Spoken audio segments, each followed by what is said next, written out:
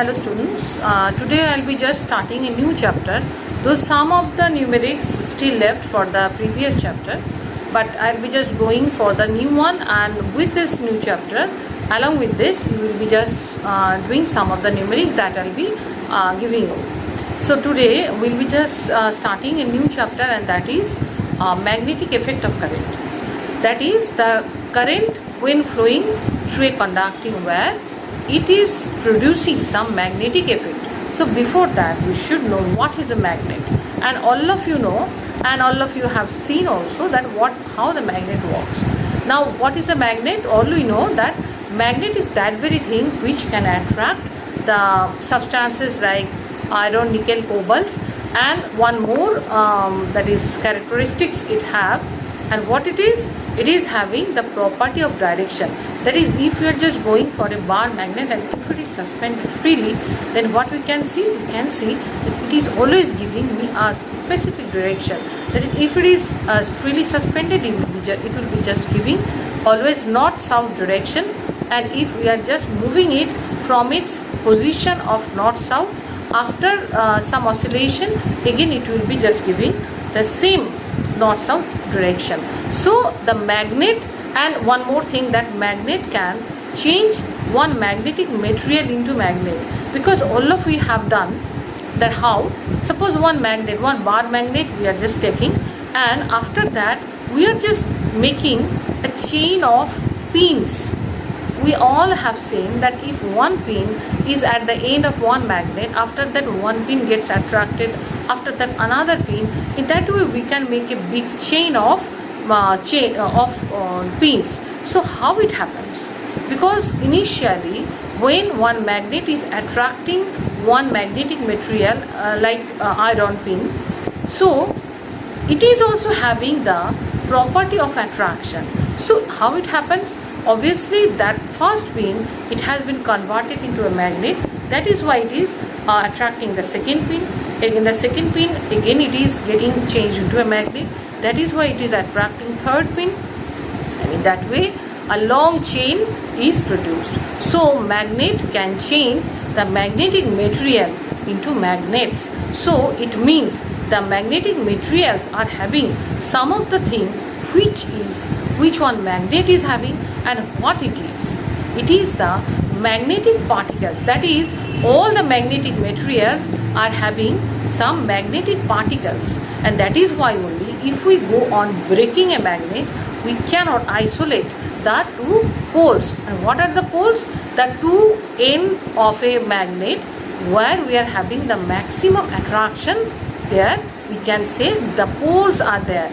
Suppose we are taking one bar magnet and we are putting the bar magnet into iron dust. Now when we are just taking the magnet out, what we can see? We can see maximum iron dust is accumulated at the two ends, and that is why we can say the total attraction is at the two ends of the bar magnet, and these 2 points are known as poles. Now one pole is south and one pole is north, because when it is freely suspended, one will be directing north and one will be directing south. And if we go on breaking a magnet, we cannot isolate one pole. That is, if suppose one bar magnet I am just breaking into 7 pieces or 8 pieces or 10 pieces, each of the pieces will be having north and south pole.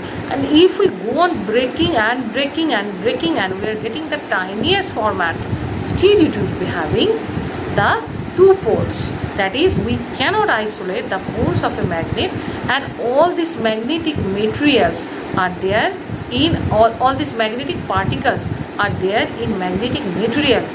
That is why they can be converted into magnet. Just I have told that magnetic materials are also having the tiniest magnetic particles, but they are not showing any magnetic property. Why it is so?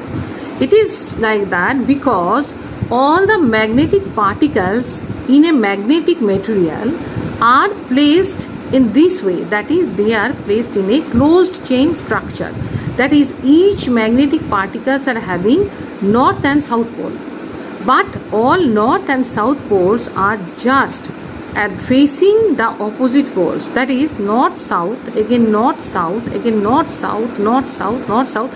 In that way no pole is left free, and if no pole is left free, then they cannot show any attractive property. The property of attraction is not shown because all the poles are getting engaged by themselves. Here so many closed chain structures they are having in a magnetic material, but when they are put in a magnetic field, that is strong magnetic field, then what happens, these all closed chain structures are broken and all the magnetic particles are arranging themselves in a specific row. That is, all the closed chain structure is broken and all the magnetic tiniest particles are arranging themselves like that, north south, north south, north south, north south, in that way. Now you see this south and this north facing each other, they will be neutralizing. This south, this north, neutralizing. That is why, and at this end all the norths are free and all the at this end all the souths are free. That is, here we are getting north pole and here we are getting south pole, and that is why we are getting the attraction at the two poles, not in the middle of the magnet. And that is why when one pin is getting attracted by one magnet, there also the pin has broken its closed chain structure and the pin has converted into a magnet by this arrangement of the tiniest magnetic particles. So again it is dragging another pin, again it is dragging another pin, and in that way the magnetic particles, magnetic materials are getting converted into magnet. Now, magnetic effect of electric current means when current is flowing through a current carrying conductor, then the magnetic field is produced outside. Now, what is a magnetic field? Magnetic field is that area in which the effect of a magnetic pole is active. That we can see that suppose we are using a very mild weight compass needle, and compass needle, I think all of you have seen that there is a needle shaped magnet inside and it is very thin and very lightweight, and when it is placed anywhere and where a magnet is there, then we can see that it is deflected, and it is here also. Now if I am putting one compass needle here, we can see it is giving a specific direction, but no magnet is here. Why it happens? It happens because the earth itself behaves as a big magnet, and other than earth's magnetism, if we are just going for another magnet, then also we can see that it is getting deflected by the magnet that outside. So that means we can say that it is affected by the field. So that is magnetic field. So this kind of field is produced by one electric current carrying conductor. That means when in that periphery, in that zone, if we are just placing one compass needle, we can see the deflection of the compass needle. And who just gave us this idea first? In 1820, the famous scientist Hans Christian Ørsted, he just gave us this idea, and he also got this idea, got this thing accidentally. He was with some experiments in his laboratory, and accidentally he just found that there was current carrying conductor, there was compass needle, and accidentally he just found that when current is flowing through that very conductor, then the compass needle is having a sudden jerk. So he just repeated the thing and he just observed the same thing repeatedly, and then he just reversed the current. That means if the current was flowing from right to left, now he made the current to flow from left to right. And what he observed that the compass needle is again having the jerk but in the opposite direction. So he got it finally that there is something happening with that compass needle due to the flow of current in the conductor. And again, as because magnet is only affected by another magnet, so he just concluded that as because current is flowing through the conductor, so there must be produced one magnetic field, and which is affecting the jerk of the, which is affecting the motion of the compass needle. Here we should know a new thing, that is magnetic lines of forces. And what are magnetic lines of forces? To do this experimentally, what we have to do, suppose this is one bar magnet, so north and south pole is there. Now we are taking very thin and very small compass needle, so it would also have north and south pole. So if I am just, and it is in a small box and glass cover is there, so we can see that, so it is very small. Now if I am putting here, it is not usual compass that we can buy, so it is very small, so you just keep in mind. So if I am placing here, so what would happen, it is also having north and south pole, so north will be directing this and south will be directing this. So we should point that two positions by a pen. Okay, now I am taking it out, I am just uplifting the thing and I am placing this in that way that these 2 points are there. Here the second point we are having, that is north and south pole. Now again I am putting the box here, so what would happen, again north will be attracted by this, south will be at this point. So again I am just having the 2 positions by 2 points, by 2 dots. So again I am taking it up, again I am putting it here, again I am putting it here, and in every position we have to go for north and south, north and south, north and south. So north, south, in that way I can put the every position, and ultimately what we can see that compass needle is coming into that end, that is this needle is getting bent, and again I will be having the last position here. That means finally I am putting the compass box here and I can have the different positions like, and if these points I am joining, then I will be getting a curved line. And again for the lower half, again if I am just doing the same thing, that is this compass box I am putting here, I am placing dot, and again I am just keeping it up and putting here again dots. So in that way again I am getting the curved line, and if in this position, this way I am just putting the compass needle and I am dragging the lines, ultimately I will be getting the lines like this. That is, these lines, these are traveling from north to south. We will be just considering these are not exact lines or not that practically we can make, or not practically, not we can just see those very lines. These are virtual lines. These are imaginary lines which are traveling from north to south. And what is the utility of this? At this point, if I am just dragging one tangent, that is, as because this is a curved line, so I can make tangent at any point. Suppose here the tangent is made like this. Suppose here the tangent is made like this. Here the tangent is made like this. So at any point I can put the tangent, and the tangent at any point will give me the direction of the magnetic field. That is, if one compass needle is placed here, it will be giving me this direction. If one compass needle is placed here, it will be giving me this direction. So, and you can see one more thing, that these lines will never intersect, because just I have told you that if I am dragging one tangent at any point, then at that point it would give us the direction of the magnetic field. Now if I am considering that that is, we can have 2 tangents, that is, if the 2 lines, suppose 2 magnetic field lines are having the intersection like this, they are having the intersection, so you see I can have the tangent here and also I can draw the tangent here.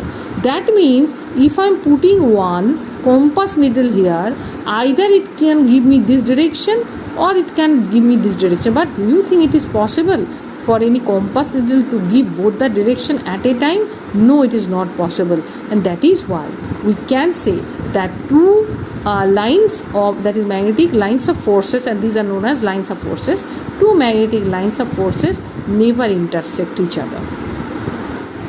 We can show these lines of forces by one experimental setup also. Suppose we are taking one cardboard and we are placing one bar magnet on that cardboard, and not only that, we are sprinkling some iron dust everywhere. That means in all the sides of the bar magnet. And now suppose we are gently tapping the cardboard. We are very gently tapping the cardboard. We are shaking the cardboard very mild way. After some time, what we can see that all the iron dust, all the iron fillings are arranging themselves in the way. You see how they are arranged. They are arranged in this way. Just I have drawn that they are moving this to this way, that is from north to south or south to north, as because here all iron fillings are there, so you cannot have the direction, but it is very clear that we can have the that is the shape of the lines that are made by the iron fillings. And why these lines are made? Because all the iron fillings are arranging all themselves in the path of the magnetic field lines, and that is why we can have so many small and thin line like things, and which is made by the iron fillings. So that these are the magnetic field lines, and these magnetic field lines are never intersect each other, and these are, and at any point if we draw the tangent, it would give us that direction of the magnetic field at that very point. This is very important thing that you have to note down, and not only that, for your final exam also this drawing is asked for, that if two bar magnets are placed like north pointing north or south, that is north and south are facing each other, how will be getting the magnetic field lines? As we know that magnetic field lines are produced from north and it is coming towards south, so it will be coming simply this way, that is from north to south, and the that it is bit arched, bit arched, that is all because all the lines are dragging are coming out from this way, not like this, and as because all the north poles are free inside, so they will be repelling each other to some extent. The magnetic particles inside, they are getting repelled and they are having bit bifurcated, that they are not placed exactly, that at the two ends they are getting bit carved, the line inside is getting bit carved, and that is why the lines of forces are coming in a bent manner. But it will be always coming from north to south, and not only that, whenever you will be just drawing the lines of forces, you have to go with the direction. If the direction is not given, then the marks will not be given. And now if I am saying that north and north, they are just face to face, so north cannot get into north, so north will be here, the lines of forces will be moving this way towards south, so it will be bent like this, and from here also they will be bent like this, so there will be no magnetic field lines inside. No magnetic field lines will be there if we are just going either north and north face to face or south and south face to face, because for this also the magnetic lines of forces are entering in, and you see here the arrow is this way because lines of forces are getting in. And when you just be very cautious, whenever you will be drawing the lines of forces, you have to go with the specific direction. And one thing is left from the last chapter, that is if we are just going for different circuit connections and we are getting the wire connections like this or this, once we can have this kind of connection, that is two wires are moving this way, that one is, and it means that one is running over the other, that is they are not having connection between. These two are loose wires, one wire is coming down and one wire is coming over it, but this means they are getting connected here. Okay, that means if here current is flowing, so it will not be coming into this wire, but if here one current is moving, so it will be moving by this and this. So that is the difference, and I will be giving some of the numerics, so you just go for the theory part that I have discussed today and you just try to solve these numerics.